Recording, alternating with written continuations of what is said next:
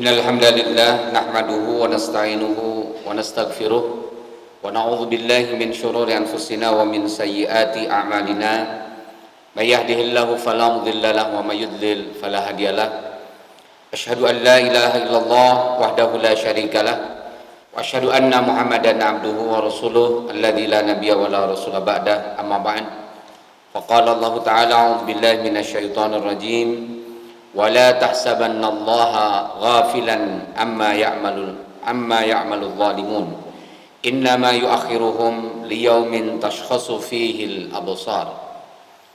Para hadirin jamaah Jumat yang sama-sama dimuliakan Allah Subhanahu wa taala. Alhamdulillah pada Jumat kali ini Allah masih memberikan kesempatan kita untuk menghadiri majelis Allah yang sangat mulia ini. Oleh sebab itu puji dan syukur atas segala nikmat yang diberikan Allah kepada kita sepatutnya sudah kita panjatkan kepada Allah Subhanahu wa taala ini. Salat dan salam mudah-mudahan tetap tercurah kepada Nabi Muhammad sallallahu alaihi wasallam, pada para sahabat tabi'in dan para pengikutnya sampai hari kiamat kelak.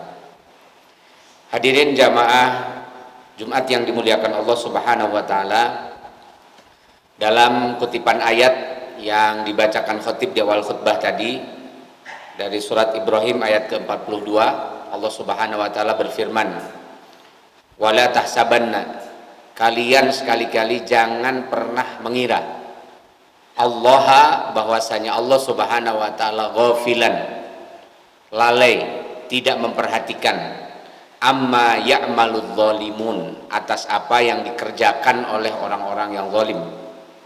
Innama yu'akhiruhum, kalau seandainya orang yang zalim ini dibiarkan, kelihatannya seperti dibiarkan oleh Allah Subhanahu wa taala, diakhirkan atas balasan atas kezaliman mereka, itu kata Allah Subhanahu wa taala, innama yu'akhiruhum, mereka ini diakhirkan hanya karena liyaumin tashkhasu fihil absar, hanya sampai nanti pada hari ketika mata-mata terbelalak. Maksudnya adalah pada hari kiamat, baik kiamat sughra bagi orang yang melakukan kezaliman itu, maupun kiamat kubra nanti ketika dunia ini dan alam semesta hancur. Hadirin jamaah Jumat yang dimuliakan Allah Subhanahu wa taala, kezaliman yang dilakukan manusia itu beragam.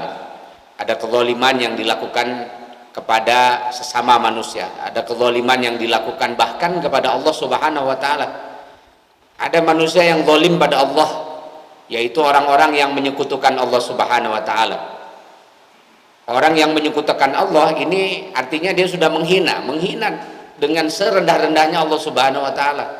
Karena Allah disamakan dengan apa yang dia sekutukan. Katakan saja Allah disekutukan dengan makhluknya berupa patung-patung, berhala-berhala, roh-roh, benda-benda keramat dan sebagainya. Itu kan menghina Allah Subhanahu wa taala. Disangkanya Allah Tuhan kita yang menciptakan kita, yang maha suci dari segala kekurangan, sama dengan benda-benda, makhluk-makhluk yang dipersekutukan oleh manusia. Makanya Allah dengan tegas mengatakan inna syirka la zulmun azim. Kemusyrikan itu adalah kezaliman yang sangat besar. Karena orang yang memusyrikan Allah Subhanahu wa taala, menyekutukan Allah dengan yang lain, dia sudah menghina Allah, merendahkan Allah. Derajat Allah yang begitu tinggi, yang suci, direndahkan dengan serendah-rendahnya. Ada juga orang yang menzalimi agama Allah Subhanahu wa taala, yaitu dengan menghina, mengejek nabinya, mengejek agama Allah Subhanahu wa taala, mengejek ajaran Allah Subhanahu wa taala, dan mengejek ajaran Islam yang diturunkan oleh Allah, diajarkan kepada para nabi. Dan ini merupakan sesuatu yang di dalam sejarah sampai hari ini tidak pernah selesai. Jadi artinya akan selalu ada. Kalau orang-orang musyrik pada masa Nabi Muhammad SAW sudah habis, maka sepeninggal Nabi nanti akan ada lagi muncul orang musyrik baru. Ketika pada masa Nabi mengajarkan agama Allah Subhanahu wa taala, banyak orang yang mengejek ajaran Islam. Kan dulu ketika Nabi menyampaikan wahyu Allah Subhanahu wa taala, kan disebutnya Nabi ini orang gila, disebut majnun. Apa yang disampaikan Nabi itu karena memang banyak kisah-kisah mengenai orang-orang di masa lalu kan disebutnya in huwa illa asatirul awwalin. Ini nabi apa-apa sih? Kok yang dibawa cuma asatirul awwalin, cuma dongeng-dongeng orang terdahulu saja. Tapi kemudian ada yang terpengaruh dengan ajakannya Nabi Muhammad SAW. Lalu disangkanya oleh orang-orang musyrik Quraisy waktu itu bahwa Nabi sudah menggunakan sihir, sampai Nabi disebut sebagai sahir, penyihir, dan macam-macam lagi ejekan pada Nabi Muhammad SAW, supaya ajaran yang dibawa Nabi Muhammad ini tidak bisa diterima oleh, atau tidak diterima oleh masyarakat waktu itu. Tapi itu adalah bagian dari sejarah perjuangan Nabi Muhammad SAW, yang nanti walaupun Nabi sudah tidak ada, Nabi sudah meninggal, ajaran Islam dilanjutkan oleh para pelanjut beliau. Ini kezaliman semacam ini tidak pernah berhenti, terus saja, karena ini merupakan bagian dari tantangan dakwah yang harus dihadapi oleh umat Islam. Termasuk juga hari ini, ketika kita dengan sukarela, nah ciri Islam itu kan Islam, aslama yuslimu. Aslama yuslim itu artinya ada kesukarelaan. Kita tidak ada yang maksa datang ke masjid ini untuk sholat Jumat. Kita tidak ada yang maksa untuk menjalankan segala perintah Allah Subhanahu wa taala. Ini adalah ketundukan kita, kemauan kita untuk diatur oleh Allah Subhanahu wa taala. Makanya kita disebut sebagai muslim, orang yang berserah diri pada Allah Subhanahu wa taala. Tapi ada saja orang yang mengejek ajaran yang kita praktekkan ini, dan kita yakin ini adalah ajaran dari Allah Subhanahu wa taala. Dan ejekan kita, ejekan terhadap orang, terhadap ajaran dan orang yang mengamalkan ajaran ini kan hari ini kita saksikan dengan sangat luar biasa. Banyak sekali orang yang mengejek ajaran Islam, banyak sekali orang yang mengejek orang yang menjalankan ajaran Islam. Jadi sudah Islamnya diejek, orang yang menjalankan Islamnya diejek. Sama seperti pada Nabi, nabinya disebut orang gila, disebut penyihir, ajarannya disebut dongeng-dongeng saja. Ini ajaran apa? Kan kita juga sekarang sering kan menyaksikan bahwa, atau sering mendengar bahwa ajaran Islam itu dianggap, wah apa ini ajaran Islam, ini kan ajaran kuno, ajaran zaman ontak gitu, sudah nggak cocok untuk dipraktekkan pada zaman kita sekarang ini.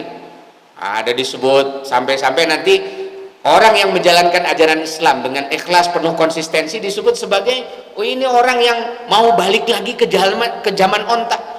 Sering disebut, wah ini karena ontak adanya di gurun disebutnya kadal gurun misalnya, wah singkatannya kadrun. Kan sering itu kita dengar itu, ejekan-ejekan macam gitu. Kita sih sebetulnya sebagai umat Nabi Muhammad SAW tidak perlu heran, karena setiap kita menjalankan ajaran Islam, ketika kita menyebarkan, mendakwahkan ajaran Islam, yang model begitu itu tidak akan pernah berhenti, akan selalu ada. Orang yang menjelek-jelekkan Islam dan yang mengamalkan ajaran Islam itu tidak akan berhenti. Siapa mereka? Apakah mereka orang biasa? Tidak selalu orang biasa, banyak juga orang-orang penting. Dulu yang mempelopori pengejekan terhadap Nabi Muhammad SAW dan ajaran Islam itu namanya Al-Walid bin Al-Mughirah. Al-Walid bin Al-Mughirah ini tokoh penting di Mekah. Dia adalah ayah dari Khalid bin Walid. Nah, kita tahu kan reputasi Khalid bin Walid di dalam sejarah Islam. Beliau masuk Islam agak telat, yaitu ketika setelah perjanjian Hudaybiyah tahun ke-7, tahun 6 atau tahun ke-7 dari hijrah Nabi Muhammad SAW. Artinya ketika Nabi Muhammad masih di Mekah, Khalid ini masih ikut bapaknya Al-Walid bin Al-Mughirah memusuhi Nabi. Dan bahkan perang pertama dengan orang-orang Quraisy yang dilakukan Nabi Muhammad, perang Badar, Khalid ikut di dalam pasukan Quraisy memusuhi Nabi. Jadi masih jadi musuh Nabi nih Khalid bin Walid. Perang Uhud, perang kedua sebagai balasan dari orang-orang Quraisy, itu Khalid dipercaya sebagai panglimanya. Untuk apa? Untuk melawan Nabi. Jadi dalam perang Uhud itu yang mengalahkan pasukannya Nabi Muhammad SAW itu adalah pasukannya Khalid bin Walid. Dan nanti Allah baru memberi hidayah kepada Khalid bin Walid ini setelah perjanjian Hudaybiyah. Nah, siapa Al-Walid bin Al-Mughirah ini? Al-Walid bin Al-Mughirah ini adalah orang kaya, orang yang terpandang di di Quraisy, dan dia adalah orang terpelajar. Jadi orang yang cerdas, pinter. Dia juga seorang penyair. Jadi seseorang yang sangat sangat berpengaruh. Jadi tokoh penting, dan dialah nanti yang mensupport Abu Lahab, pamannya Nabi Muhammad SAW. Seorang Khibr ya. Khibr ini adalah pendetanya atau intelektualnya orang-orang Quraisy ya, paman Nabi Abu Lahab ini. dan dia juga yang mensupport Abu Jahal, pemimpin Quraisy waktu itu, juga mensupport Abu Sufyan. Nah, ini Al-Walid Al-Mughirah ini perannya sangat penting, dan dialah yang kemudian menyelenggarakan sayembara. Siapa yang bisa menulis syair yang bagus untuk menjelekkan Muhammad dan ajarannya, maka dia akan mendapatkan hadiah yang besar. Dia sendiri yang menyiapkan hadiahnya, 1000 dinar, tidak tanggung-tanggung, itu luar biasa. Nah, dia siapkan hadiahnya, dan orang berlomba-lomba bikin syair sebagus-bagusnya. Untuk apa? Hanya untuk menjelekkan Nabi Muhammad SAW dan ajarannya. Sampai nanti ketemu dengan pemenangnya dan diberikan hadiah. Sampai nanti si pemenangnya ini syairnya ditempel di Ka'bah, sehingga orang yang datang ke Ka'bah untuk tawaf, karena Ka'bah ini sebelum zaman Nabi Muhammad SAW pun sudah ramai orang-orang yang tawaf, itu nanti akan membaca ejekan itu pada Nabi Muhammad. Kata-kata sahir atau Nabi Muhammad di penyihir itu datang dari Al-Walid bin Al-Mughirah ini. Jadi orang penting. Jadi siapa kira nanti bahwa yang akan menghina ajaran Islam dan para penganut atau pengamal ajaran Islam ini bukan hanya orang-orang biasa, tapi mereka adalah orang berpengaruh. Mungkin mereka adalah intelektual, mungkin mereka adalah orang kaya, mungkin mereka adalah penguasa, dan itu akan selalu terjadi semacam itu.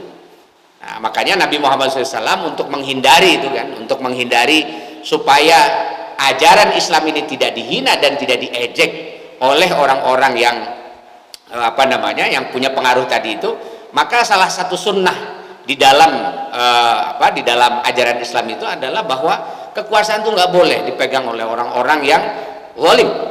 Kekuasaan tidak boleh dipegang oleh orang-orang yang memusuhi Islam. Kekuasaan tidak boleh dipegang oleh orang-orang yang kafir apalagi.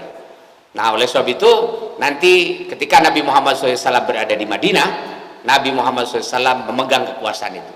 Dan kita tidak pernah dengar di Madinah itu kemudian ada orang-orang yang berani mengejek Islam lagi, mengejek ajaran Islam. Walaupun yang menentang Islam banyak, cuma nanti di Madinah modelnya lain. Ketika umat Islam sudah berkuasa, Nabi sudah berkuasa, modelnya itu yang muncul adalah orang-orang munafik. Jadi orang yang dia tidak berani menampakkan diri, tapi dia menghancurkan dari dalam. Dia berusaha untuk menggerogoti kekuatan umat Islam dari dalam. Menampakkan diri tidak berani, karena yang ditampakkan itu adalah keimanan. Ilharul iman fil lisan wa idmarul kufri fil qalbi. Itu orang-orang munafik nanti di Madinah tadi itu. Tapi kita tahu bahwa orang-orang yang zalim terhadap agama Islam ini, terhadap ajaran Islam dan terhadap umat Islam, ini adalah sesuatu yang normal terjadi dalam perjalanan umat Islam. Nah, apabila hari ini kita menyaksikan bahwa ajaran Islam sekarang banyak yang mencaci, dihina sebagai ajaran yang sudah tidak sesuai dengan perkembangan zaman, dianggap sebagai ajaran yang kolot, dianggap sebagai ajaran orang Arab dan sebagainya. Orang-orang Islam dihina sebagai teroris, dipojokkan, difitnah sebagai orang-orang yang radikal, intoleran dan sebagainya. Ini adalah bagian dari dari usaha-usaha memang untuk mendiskreditkan dan melemahkan ajaran Islam. Barakallahu li wa lakum.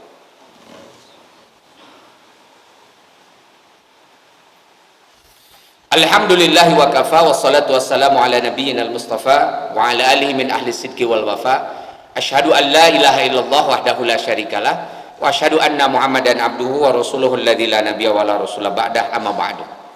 Hadirin jamaah Jumat yang dimuliakan Allah Subhanahu wa taala, apabila kita menyaksikan ajaran kita umat Islam dan ajarannya dizalimi dengan berbagai macam kezaliman itu, pertama yang harus kita yakini adalah Allah Subhanahu wa taala pasti tidak akan diam terhadap orang-orang yang zalim itu. La tahsabannallaha ghafilan amma ya'malul zalimun.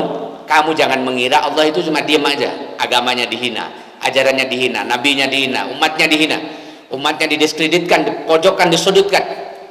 Saya kira kezaliman itu nanti oleh Allah Subhanahu wa taala, dan kita harus meyakininya, ini akan menjadi perhitungan tersendiri.